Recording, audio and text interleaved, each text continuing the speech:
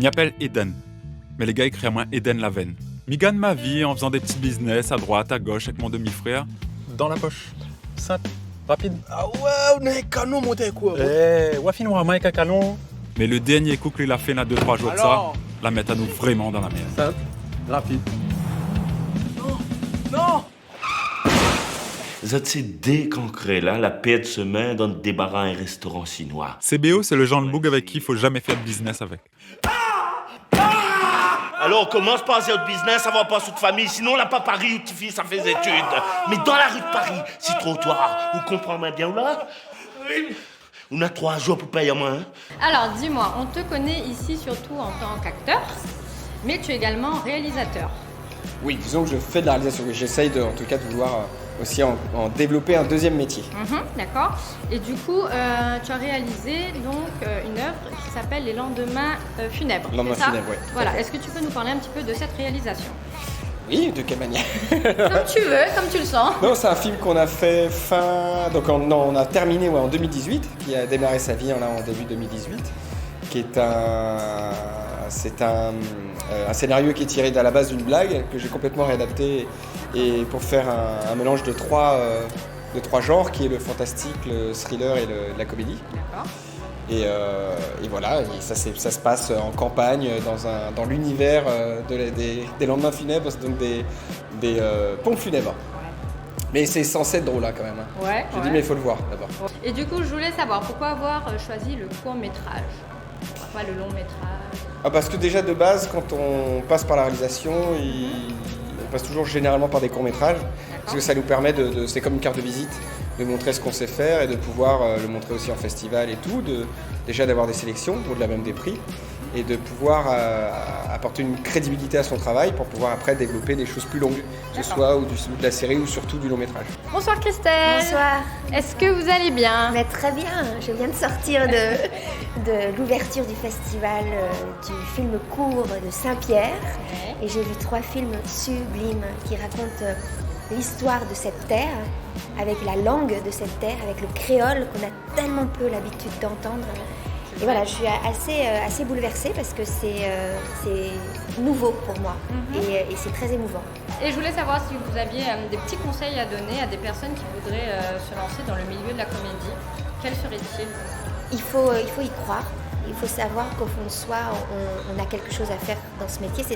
C'est de l'ordre de la foi, je crois, ce métier.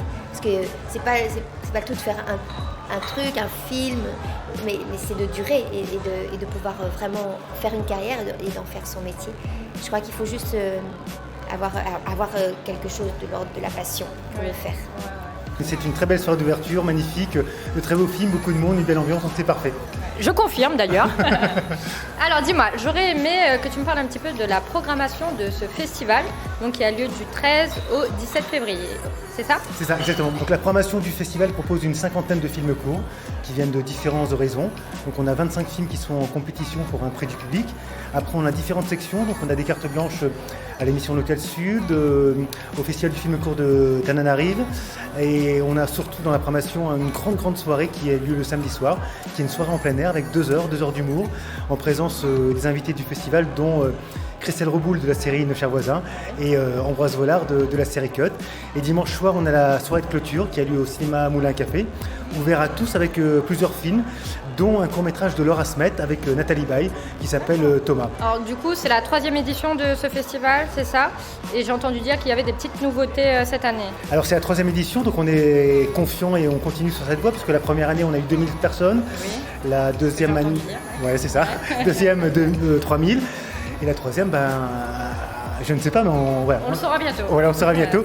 Et c'est vrai que la nouveauté, surtout, c'est le forum de l'audiovisuel qui a lieu vendredi matin. Donc, c'est un forum où il y a une quinzaine de professionnels qui seront présents, réalisateurs, régisseurs, comédiens, scénaristes.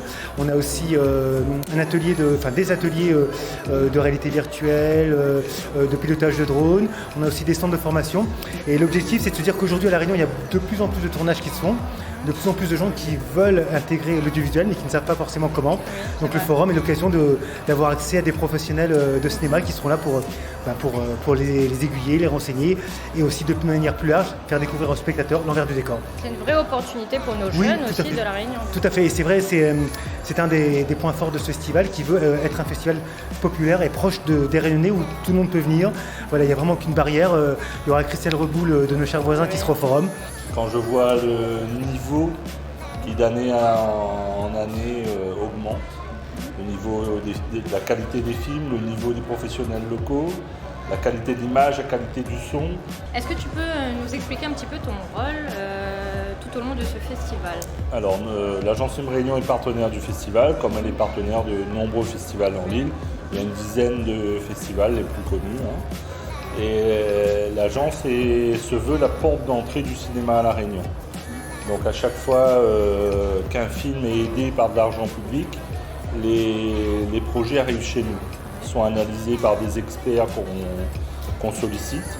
Et à partir de l'avis de ces experts, les élus de la région s'appuient sur cet avis de comité pour voir s'ils financent un film, s'ils accompagnent un film ou pas. Quand on voit le résultat, on peut être que satisfait. Et d'année en année, je vous dis, la qualité augmente, les projets, si vous voyez Objectif Lune par exemple, qu'on a vu ce soir, il devrait être projeté dans tous les collèges et lycées de l'île, parce que beaucoup de jeunes ne connaissent pas notre histoire. Oui. Concernant votre court-métrage, donc, est-ce que vous pouvez nous donner un petit peu votre ressenti sur sa diffusion ce soir? Alors, c'est à la fois quelque chose de grandiose parce que c'est la première fois que je le montrais à La Réunion et ce film a été entièrement tourné à La Réunion avec des acteurs réunionnais, tout ça, des acteurs de 8 ans, là, comme ça. Oui. Puis un peu des adultes, mais surtout des enfants. Et ce que j'ai bien aimé, c'est que c'est la première fois que les gens rigolent au bon moment et pleurent au bon moment. D'accord. C'est normal, c'est parce que les acteurs à l'intérieur du film parlent un petit peu créole, un petit peu français. Et quand on le montre, par exemple, je l'ai effectivement montré une fois à Istanbul, ils ont adoré le film. Mais ce petit moment où on change de langage, parce qu'on vit une vie de dualité, la dualité de l'amour et de la haine, d'accord, mais aussi du créole et du français quand même. Hein. Eh ben, ce petit moment-là, il y était pas à Istanbul, c'est normal. C'était tout sous-titré avec le même langage, en l'occurrence turc. Oui. Est-ce que vous pouvez me dire du coup quelles ont été un petit peu les difficultés rencontrées lors de ce court-métrage, lors de la réalisation de ce court-métrage? Alors déjà, il y a un truc qu'il faut savoir pour tous les jeunes qui veulent faire du cinéma, c'est que ça coûte très cher, mais il faut trouver de bons producteurs. Et eux, ils s'occupent de trouver de l'argent. Là, sur le coup, c'est les valseurs, les producteurs. Il n'y a pas de problème, ils ont fait du bon travail. Et puis après, une fois que le film est fait, tout va bien. Mais c'est vrai qu'entre-temps, il faut comprendre quelque chose. C'est pas de moi, mais faire un film, c'est impossible. Ouais. Sauf qu'on a une super équipe, par exemple, Oui. comme à ma gauche, qui est quelqu'un de l'équipe du film. Je te remercie d'être là ce soir, sinon je serais tout seul comme un con. Et Fred, elle, par exemple, elle travaille à la régie. La régie, c'est peut-être la chose la plus fondamentale de la Terre. À la place, moi, je suis scénariste et réalisateur, je ne sers à rien. Je suis un mec qui fait une histoire. Et puis après, il y a 30 mecs qui me suivent. Avec un grand M, 30... Tantine ou qui me suivent pour faire aboutir cette histoire-là. Travailler avec un réalisateur tel que Guillaume, c'est à la fois très plaisant parce que on se marre et c'est parfois aussi il y a un timing à tenir, on peut pas se marrer tout le temps. Non, je blague. C'est horrible. Mais c'est horrible. Non, il a été. Faire un film, c'est horrible. Il est top. Mais on est content quand même à la fin. Armand a fait un super festival cette année. Malgré les gilets jaunes, il a pu rebondir en organisant une semaine riche en courts-métrages. Et puis là, l'inauguration, c'est juste génial, les 3 films qui ont été passés. Et quel film tu as retenu? Quel film a suscité en toi Guillaume Leville de Arthur Rimbaud, qui parle du décrochage scolaire, le fait de, entre enfants, se tendre une main pour aider l'autre, ça c'était chouette. Après, il y a eu le film de Monsieur Guignot sur un peu plus humoristique, simple, rapide, avec des petites touches humoristiques qui ont permis au public de bien se divertir. Ça, c'était très intéressant. En plus, Boris Domitille, l'acteur, une très belle performance. La tempête a béni les éveils maritimes.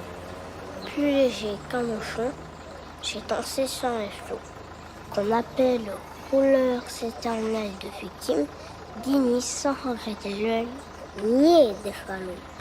Et j'ai vu le soleil bas, caché d'horreur mystique, illuminant de longs figements violets, pareils à des acteurs de trame très antiques, les flots roulant au loin, leur frisson de volée. Arthur Rimbaud.